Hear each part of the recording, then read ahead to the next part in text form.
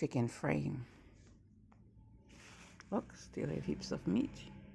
I like chicken frame.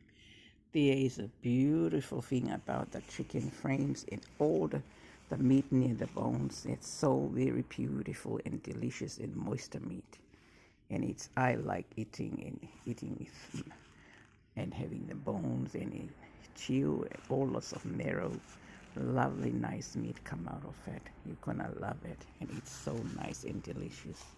You cook it with pepper and salt. If you have tomato, cut and cook with it, and put a little water and it boil up, and you're gonna love it.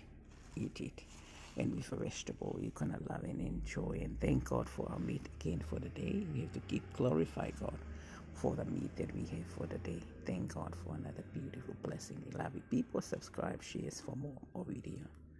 Thank you, and God bless you people always. See.